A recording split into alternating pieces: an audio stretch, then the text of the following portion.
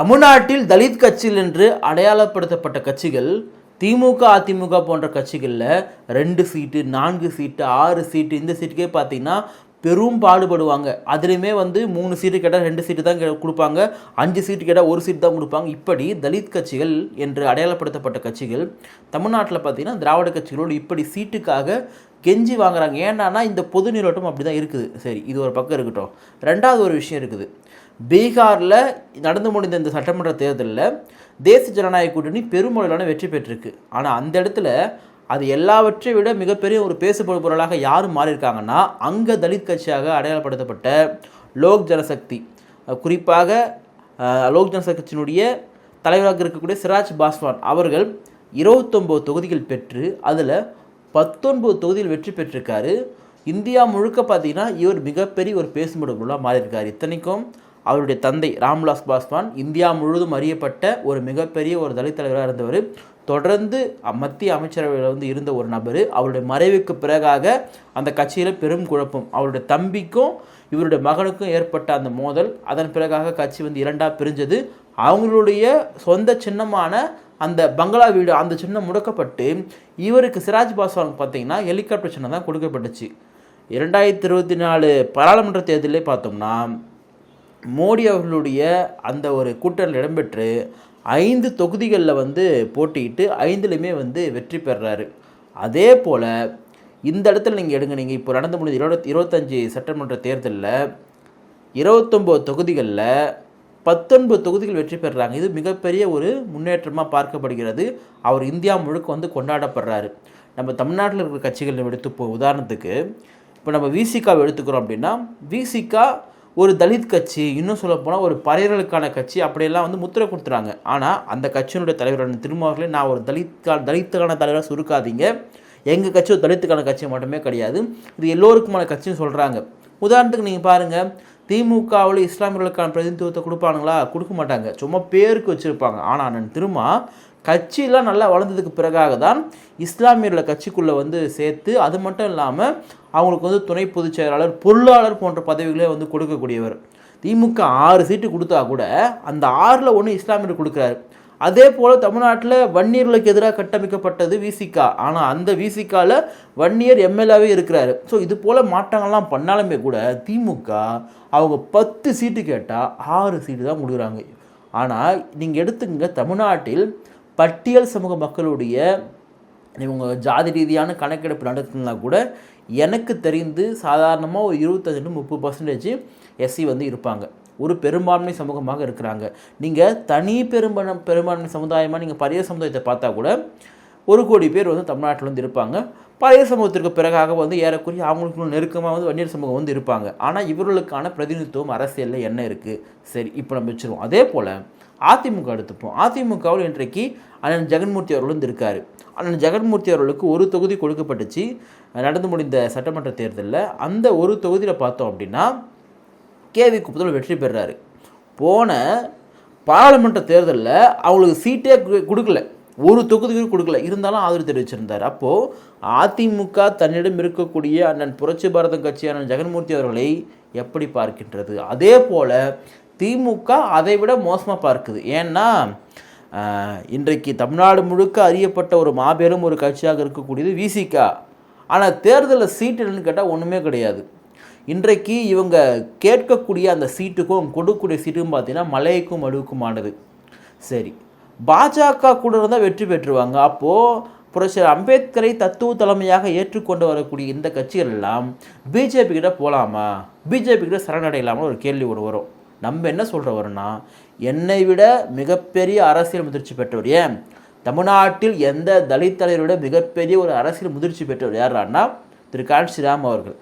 அவர் உத்தரப்பிரதேசத்தில் பிராமணர்கள் அதிகமாக இருக்கக்கூடிய உத்தரப்பிரதேசம். நீங்கள் இந்தியாவிலே பார்த்தீங்கன்னா எந்த மாநிலத்தில் பிராமணர்கள் அதிகம்னு எடுத்து பார்த்தோம்னா அது உத்தரப்பிரதேசம். அந்த இடத்துல பாஜக எவ்வளோ வலிமையாக இருக்கும் யோசித்து பார்க்கணும். அந்த இடத்துல பகுஜன் சமாஜ் கட்சி, பிஎஸ்பி, தலித் கட்சி என்று அடையாளப்படுத்துகிற அந்த கட்சி பல சமூகங்களுக்கு வாய்ப்பு கொடுத்து பாஜக ஆதரவு கொடுக்குது. அந்த இடத்துல அம்மையார் மாயாவதி அவர்கள் முதலமைச்சர் ஆகிறாங்க. இப்படி ஒரு மாற்றத்தை தான் புரட்சியாளர் அம்பேத்கர் விரும்பினார். இந்த நாட்டை நாம் ஆள வேணும்னு சொன்னார் அம்பேத்கர். ஏன் சொல்கிறாரு? ஏன்னா இவர்கள் இந்த நாட்டினுடைய பூர்வகுடிகள், பன்னெடுங்காலமாக அடிமைப்படுத்தப்பட்டிருக்கிறார்கள், இவர்கள் ஆட்சிக்கு வர வேண்டும், அதில் வந்து ஒரு நேர்மை இருக்கிறது, ஒரு நியாயம் இருக்கிறது. அப்போ இந்த நாட்டை ஆள வேண்டும் என்று சொன்னால் அது வெறுமனையாக முதலமைச்சர் மட்டும் கிடையாது, இந்தியாவை ஆட்சி செய்வது, பிரதமர் ஆவது. அப்போ அதை தான் வந்து காஞ்சிராம் அவர்கள் கையாண்டார். அதில் வெற்றியுமே பெற்றார். பிறகு அவருடைய மறைவுக்கு பிறகாக அவங்க கட்சியில் நடந்த குழப்பங்கள், சில விஷயங்களை சேர்த்தது, இதுக்கு பிறகாக இன்றைக்கு பிஎஸ்பி எந்த நிலையில் இருக்குன்றது எல்லாருக்குமே தெரியும். தமிழ்நாட்டில் எடுத்துப்போம். தமிழ்நாட்டில் நம்ம ஏற்கனவே சொன்னது போல பெரும்பான்மை சமுதாயம், பட்டியல் சமுதாயம். அந்த பட்டியல் சமூகத்திற்கு கொடுக்கக்கூடிய நீதிகள் என்ன? கடந்த பாராளுமன்ற தேர்தலில் அண்ணன் திருமாவர்கள் 3 சீட்டு தாங்கன்னு கேட்குறாங்க. தரவே முடியாது, 2 தான். அந்த 2மே தனி தொகுதி தான். எங்க ஒரு பொது தொகுதி தாங்க. பொது தொகுதிகள் நீங்கள்லாம் ஆசைப்படலாமா? சொன்னவர் யார்? தமிழ்நாட்டின் தந்தை, சாதியை ஒழிக்க வந்தவர் திரு கருணாநிதி. இதை நமக்கெல்லாம் சொன்னவர் யாருன்னா வன்னியரசு. எப்படி நீங்கள் வந்து பொது கிணறில் வந்து தண்ணி எடுக்கக்கூடாது, பொதுப்பாதை நடக்கக்கூடாதுன்றாங்களோ அதே மாதிரி நீங்கள்லாம் பொது தொகுதியில் வந்து போட்டியிடலாமான்னு கேட்குறது. இதில் ஒன்று சுட்டிக்காட்ட விரும்புகிறேன். லோக் ஜனசக்தி போட்டிட்டாங்க இல்லையா, அதில் 29-7 தான் பார்த்தீங்கன்னா தனி தொகுதி, மீது எல்லாமே பொது தொகுதி. நம்ம இதை வந்து நமக்கு பெரிய உடன்பாடு இல்லை தான். ஏன் அது அப்படி சொல்கிறோம் அப்படின்னா, பெரும்பான்மையாக வந்து தலித் அடையாளங்களாக பார்க்கப்படக்கூடியவங்க, தலித் கட்சியாக பார்க்கப்படக்கூடியவங்க தங்களுக்கு கொடுக்கக்கூடிய தொகுதிகளில் பெரும்பான்மையாக வந்து பட்டியல் சமூகம் அல்லாத மற்ற சமூகங்களுக்கு கொடுக்குறது எனக்கு கொஞ்சம் உடன்பாடு இல்லை தான். அதை நான் வந்து பிறகு சொல்கிறது ஏன் அப்படின்றத. ஆனால் கொடுத்துருக்காங்க. பட் அது சோஷியல் இன்ஜினியரிங், எல்லா சமூகங்களையும் ஒருங்கிணைத்து வெற்றி பெறுவது. அங்கே மாற்று சமூகங்கள் கிட்டத்தட்ட வந்து எனக்கு தெரிஞ்சு ஒரு வெற்றி பெற்ற 19 பேரில் 4 பேர் தான் தலித் சமுதாயமாக இருக்க வாய்ப்பு இருக்குது. ஏன்னா கொடுத்ததே வந்து எனக்கு தெரிஞ்சு 7 தான், மீது 22 பொது தொகுதி தான் பார்க்கப்படுது. ஆனாலுமே அது தலித் கட்சி தான். அந்த கட்சியினுடைய தலைவர் சிராஜ் பாஸ்வான் தான். அங்கே ஒரு தலித்துகளுக்கான மிக முக்கியமான ஒரு பாதுகாப்பை சிராஜ் பாஸ்வானுடைய கட்சி மீண்டும் உறுதி செய்திருக்கிறது. நம்ம படத்திலலாம் பார்ப்போம் இல்லையா, இந்த ரோட்டில் ஒரு பொண்ணு தனியாக போயிட்டுருக்கோம், காரில் வருவானுங்க, ஜீப்பில் வருவானுங்க, அந்த பொண்ணை வாரி போட்டுன்னு அப்படியே போயிடுவானுங்க. தமிழ்நாட்டில் அந்த நிலைமைலாம் வந்து இன்றைக்கி அவ்வளோ கிடையாது. ஆனால் பீகாரில் அந்த நிலைமை படு மோசமாக இருந்தது. அப்போது தலித் மக்களுடைய ஒரு மிகப்பெரிய ஒரு பாதுகாவலனாக எழுந்து வந்தவர் தான் மறைந்த திரு ராம்விலாஸ் பாஸ்வான் அவர்கள். அவர் தொடர்ந்து பிஜேபியில் இருந்தார், காங்கிரஸில் இருந்தார். ஆனால் அதிகாரத்தில் இருந்தார், மத்திய அமைச்சராக இருந்தார். இப்போது நீங்கள் நடந்து முடிந்த தேர்தலில் சிராஜ் பாஸ்வானோட கேட்குறாங்க, நீங்கள் வந்து நீங்கள் தான் வந்து முதலமைச்சர் வேட்பாளர்னு சொல்லிட்டு அவர் சொன்ன ஒரு வார்த்தை, மோடியை மறுபடியும் பிரதமராக்க தான் என்னுடைய வேலை. ஏன்னா அந்த கூட்டணிக்கு அவர் நேர்மையாக இருக்கிறாரு. நான் என்ன சொல்கிறேன், எனக்கு வந்து பாஜகவும் காங்கிரஸுக்கும் பெரிய வித்தியாசம்லாம் கிடையாது. இது வந்து பாஜக வந்து ரொம்ப வீரியமான ஒரு இந்துத்துவ அமைப்புனா, இது ஒரு சாஃப்ட் இந்துத்துவா தான் காங்கிரஸ்.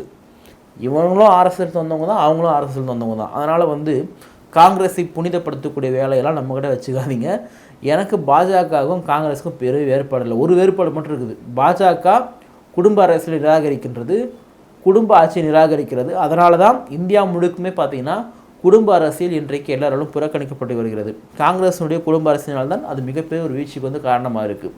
அதே போல் நீங்கள் பீகார் எடுத்துங்க, பீகாரில் லல்லு பிரசாத் யாதவ் அவருடைய குடும்பத்தினுடைய ஆதிக்கம், அதனால் அந்த மக்கள் வந்து அதை வந்து எதிர்க்கிறாங்க, அதை வந்து ஏற்கலை. அதே போல் தமிழ்நாட்டிலையும் இந்த குடும்ப அரசியலும் மக்கள் எதிர்க்க தொடங்கிட்டாங்க. மக்கள் இதை ரொம்ப மூர்க்கமாக இனி பேச தொடங்கிட்டாங்க. தமிழ்நாட்டிலும் குடும்ப அரசியலோட ஆதிக்கம் விரைவில் ஒழிக்கப்படும் என்று நம்புவோம். அப்போ இன்றைக்கு தமிழ்நாட்டில் தலித் கட்சிகள் என்று அடையாளப்படுத்தப்பட்ட பெருங்கட்சிகளாக இருக்கக்கூடிய கட்சிகள் எல்லாம் ஏன் திமுக அதிமுகவிடம் இன்னும் அவர்கள் கேட்டு பெறக்கூடிய நிலையாக இருக்கின்றது? பெரும்பாலானவங்க பார்த்தீங்கன்னா அண்ணன் திருமாவளவன் மட்டுமே டார்கெட் பண்ணி போட்டிருந்தாங்க, விசிக மட்டுமே டார்கெட் பண்ணி போட்டிருந்தாங்க. நான் என்ன நினைக்கிறேன்னா, இப்போ இந்த மாதிரிலாம் பார்த்து கூட இந்த திராவிட கட்சிகள், திமுக அதிமுக கட்சிகள் திருந்தாதா?